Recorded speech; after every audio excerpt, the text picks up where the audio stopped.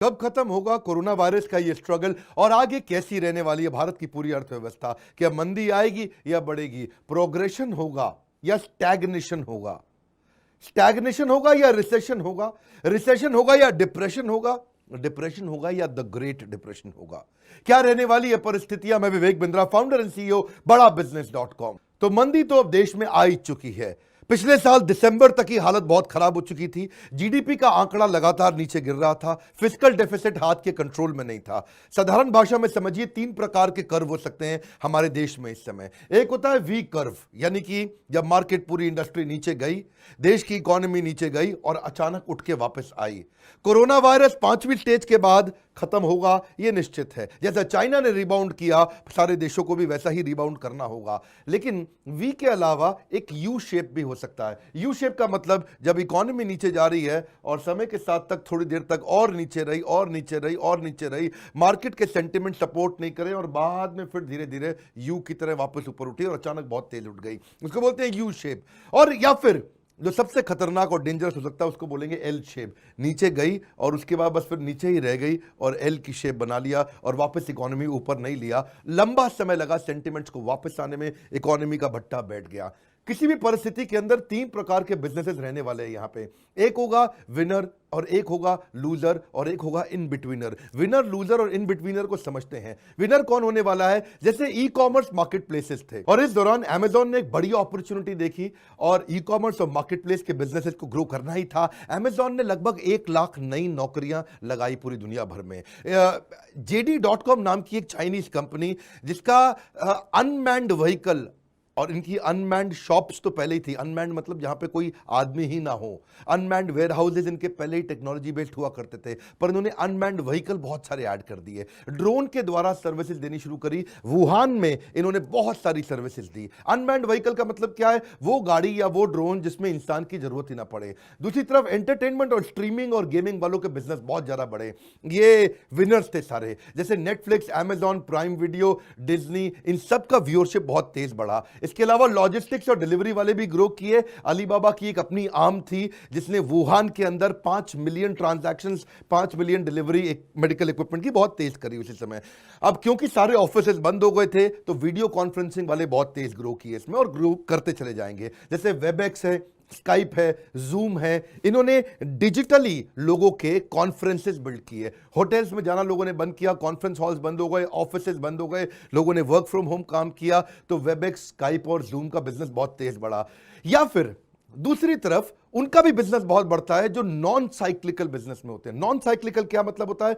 जिसका कोई साइकिल नहीं है कि कब उठेगा कब बढ़ेगा। नॉन साइक्लिकल मतलब ये बढ़ना ही बढ़ना है। नॉन साइक्लिकल का मतलब ये अपने आप ही बढ़ेगा। वो कैसे है? जो कंज्यूमर एसेंशियल में काम करते हैं, ये नॉन साइक्लिकल है। इनकी कोई साइकिल ऊपर नीचे नहीं होती। टूथपेस्ट हमेशा बिकेगा ही बिकेगा, साबुन बिकेगा ही, शैम्पू बिकेगा, ग्रोसरी का माल बिकेगा, कॉस्मेटिक्स बिकनी है और शराबी ने शराब पीनी पीनी है। तो ये नॉन साइक्लिकल है। या फिर फार्मास्यूटिकल बिजनेस, जो भी कोई दवाइयों के बिजनेस होते हैं, उसकी डिमांड हमेशा इन इलास्टिक रहती है। इलास्टिक मतलब इलास्टिक लचीला होता है, बढ़ता घटता रहता है, पर ये इन इलास्टिक रहता है। इंसुलिन की दवाई लेनी ही लेनी है, जिसने भी लेनी है वो लेगा आपसे, अगर रिसेशन होगा तो भी लेगा। लेकिन इसी समय कोरोना के टाइम पे कहीं लूजर भी हो गए, जो लोग सारे बिजनेस खत्म कर गए, बर्बाद होते चले गए। जैसे एयरलाइंस, ट्रैवल, क्रूज, इन लोग को बहुत समय लगेगा रिवाइव करने में। इन्वेस्टमेंट बैंकर, अब कोई इन्वेस्टमेंट हो नहीं रही है। मार्केट के सेंटिमेंट्स डाउन हो चुके, इकोनॉमी और शेयर मार्केट लगातार नीचे जा रही है। टूरिज्म, ऑयल एंड गैस या कंस्ट्रक्शन तो पहले से ही बर्बाद हो चुका था। लगभग 5.5-6 लाख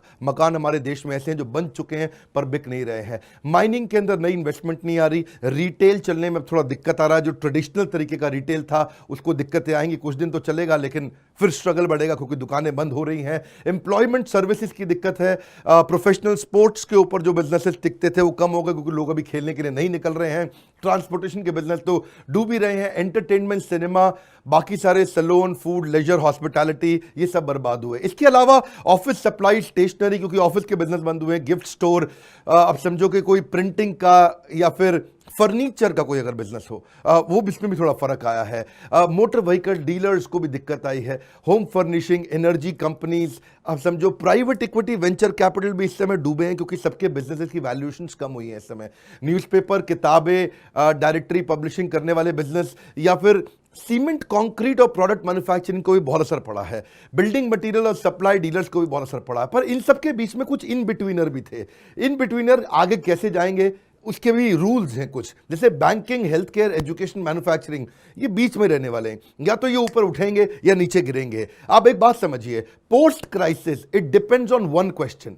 कोरोना के खत्म होने के बाद ये एक ही क्वेश्चन पर डिपेंड करता है, can you be part of faster adoption of new technology and new process. दो बातें समझनी है आपको, नई टेक्नोलॉजी और नया प्रोसेस, क्या ये दोनों आप अडाप्ट कर पाएंगे कि नहीं कर पाएंगे, इस पर डिपेंड करता है कि आप आगे जाएंगे या ऐसे ही स्ट्रगल करते रह जाएंगे। अब दूसरा हिस्से को समझते हैं, भारत देश में इकोनॉमी रहने कैसे वाली है।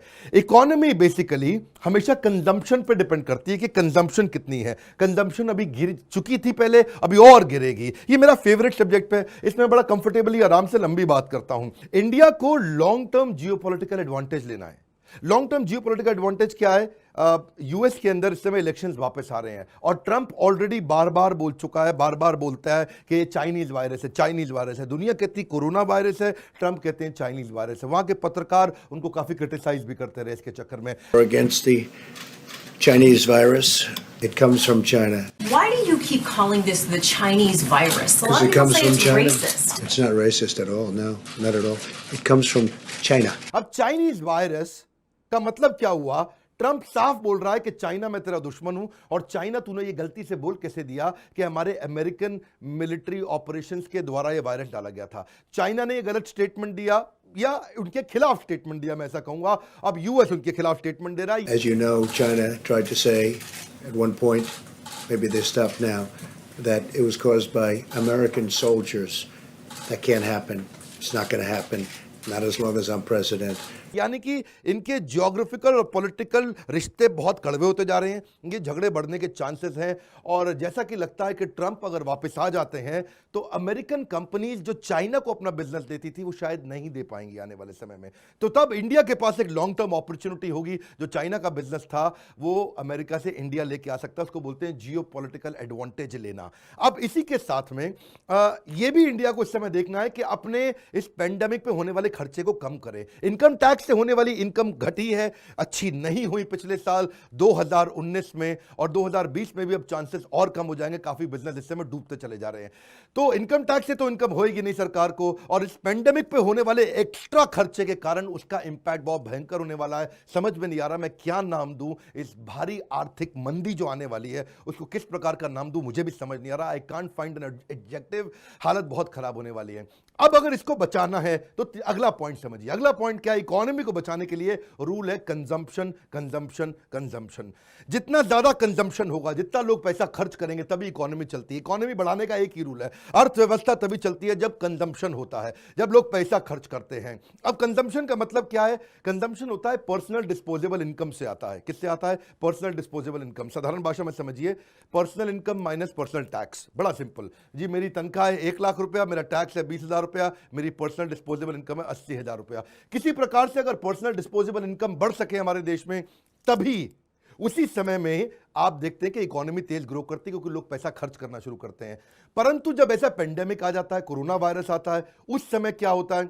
जो ये पर्सनल डिस्पोजेबल इनकम है, जो 80,000 रुपए बची थी बेचारे की, उसको वो दो जगह खर्च करता है। या तो वो उसको कंज्यूम करने में पैसा लगाता है, या उसको सेव करने में पैसा लगाता है। यानी कि डिस्पोजेबल इनकम को दो ही जगह जाएगा पैसा, या तो वो कंज्यूम करेगा, खर्च करेगा, या सेव करेगा। जब भी इस प्रकार की त्रासदी आती है, समस्याएं आती है, 2008-9 में भी ऐसे ही देखा गया था कि लोगों ने अपना पैसा अंदर होल्ड कर लिया, रोक लिया, कोई भी इन्वेस्टमेंट बंद कर दी, खर्च करने बंद कर दिए, लोगों ने पैसे दबाने शुरू कर दिए, बोला रख लो, पता नहीं क्या होने वाला है आगे। इसका मतलब सारा पैसा सेविंग पर जाएगा, कंजम्पशन आने वाले समय में और घटेगा। तो मैंने कंजम्पशन के आपको 2 तरीके बताए। अब समझिए कि जब कंजम्पशन नहीं हो रही है, तो पहले से एक बड़ी 3 बैलेंस शीट खराब चल रही थी 2019 में हमारे देश में। वो 3 बैलेंस शीट कौन सी थी?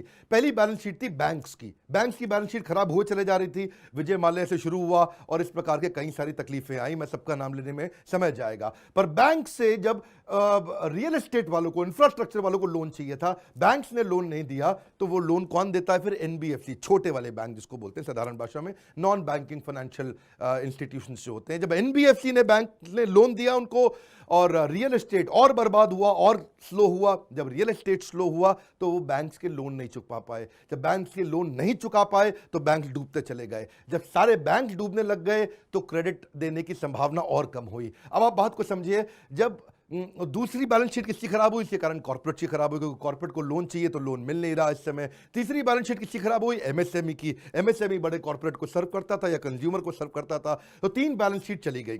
मैं साथ साथ समराइज भी करते जा रहा हूं। एक बैंक की बैलेंस शीट गई, दूसरा कॉर्पोरेट की बैलेंस शीट गई, तीसरा एमएसएमई छोटे बिजनेसमैन की बैलेंस शीट गई। जब ये तीनों बैलेंस शीट जाती हैं तो क्या होता है, उससे एम्प्लॉयबिलिटी घटती है और लोअर क्रेडिट ऑफ ट्रेक, यानी कि लोग और कम लोन लेने शुरू कर देते हैं। ये मेरा ना एक पसंद का टॉपिक है, तो मैं खुल के आराम से फ्री फ्लो में बात करता रहता हूं। अब सरकार ने पिछले साल क्या किया, बड़े कॉर्पोरेट्स को लगभग 1.5 लाख करोड़ रुपए का इंसेंटिव दिया उनके टैक्सेस पे। बोला इनके टैक्स बचा लो, तो कॉर्पोरेट्स की बैलेंस शीट तो बची, लेकिन कॉर्पोरेट्स कितने हमारे देश में, लगभग 2%। पर होना क्या था, 98 कॉर्पोरेट्स तो इंप्रूव कर गए, पर वो 98% जो किसान, जो आम जनता, जो लेबर, जो मजदूर, जो खेती करता है या जो गांव में रहता है, उसके पास तो पैसा आया नहीं, तो उसने खर्च किया नहीं। उसने खर्च किया नहीं, तो जब 98% लोगों ने देश में खर्च ही नहीं किया, तो फिर अब कैसे चलेगी इकोनॉमी, नहीं चलती। 3 चीजें चाहिए हमारे देश को इंप्रूव करने के लिए, एक्सपोर्ट, फॉरेन इन्वेस्टमेंट और कंजम्पशन। इसी से इकोनॉमी इंप्रूव होती है। याद रखिए, plan for the best and prepare for the worst, ये आपकी तैयारी है। मेरी बात समझिए, मैंने पीछे गोल्डन स्टेटमेंट दिया था कि क्राइसिस खत्म होने के बाद क्या आपकी बात कर रहा हूं, क्या आप 2 चीजों के लिए तैयार हैं। पहला चीज क्या है, faster adoption of new technology, दूसरा है faster adoption of new process. क्या आप नई टेक्नोलॉजी और नए प्रोसेस को लेकर तैयार हो गए हैं। जितनी ऑर्गेनाइजेशंस तैयार हुई, जिन्होंने अपने अंदर चेंजेस लेके आए, इंप्रूवमेंट लेके आए, वो फट से अपने इंडिविजुअली फटाफट वी कर्व से वापस चले गए ऊपर। नीचे तो आए लेकिन ठाक से ऊपर चले गए। और जो लोग बेचारे परिवर्तन नहीं ला पाए, वो एल कर्व से नीचे आए और नीचे ही रह गए और जिंदगी भर के लिए बर्बाद हो गए। इकोनॉमी पे, अर्थव्यवस्था पे अगर आपको ऐसे वीडियोस पसंद आते हैं, क्योंकि मेरा एक्सपेरिमेंट है, मेरे लिए थोड़ा नेचुरल है, मैं आराम से खुल के बोलते चला जाता हूं, इसको फ्री फ्लो में बात करता हूं। मैं कोई बड़ा हाई एनर्जी में नहीं बोला, क्योंकि ये बिजनेस का कॉन्सेप्ट था। अगर आपको अच्छा लगा तो लाइक तो जरूर करिए। दूसरा, नीचे बताइए क्या, जैसे यस बैंक क्यों डूबा, किस लिए डूबा, इस प्रकार की केस स्टडीज अगर आप और चाहते हैं जिससे अर्थव्यवस्था पे क्या असर पड़ता है। अभी आप जानते हैं कि मिडिल ईस्ट के अंदर जो बैरल था वो 30% और सस्ता हो गया, जो तेल बहुत सस्ता हुआ, उसके कारण हमारे देश में क्या असर आया, मैं एक लाइन में आपको बता भी देता हूं। उसका असर यह आया कि जब तेल सस्ता हुआ तो हमारा जो फिस्कल डेफिसिट पे उसका इंपैक्ट आया। समझिए, जो 50 रुपए या $50 का बैरल है उदाहरण के रूप में, वो अगर $30 का हो गया, तो जो $20 की बचत है वो सरकार को एक्स्ट्रा हुई, क्योंकि उनके पास इतने का बजट था, उनका डॉलर का आउटफ्लो होना था, डॉलर का आउटफ्लो कम हुआ। अगर आप इस सब चीज़ों को और सीखना चाहते हैं, समझना चाहते हैं, नीचे कमेंट बॉक्स में बताइए। और अगर आप बिजनेस सीखना चाहते हैं, ग्रो करना चाहते हैं, यही मेरी एक्सपर्टीज है, यही मैं सिखाता हूं। हजारों लॉस मेकिंग बिजनेसेस को मैं बाहर निकाल चुका हूं अब तक। कमेंट बॉक्स में अपनी फरमाइश बताते रहिए। अगर आपने सब्सक्राइब नहीं किया, जरूर सब्सक्राइब करिए, दूसरों से जरूर करवाइए, ताकि इस देश में हम लर्न एट होम का कल्चर एकदम मैक्सिमाइज कर दें। हमारे साथ जुड़े रहने के लिए आप सबका प्रेम पूर्वक बहुत बहुत धन्यवाद।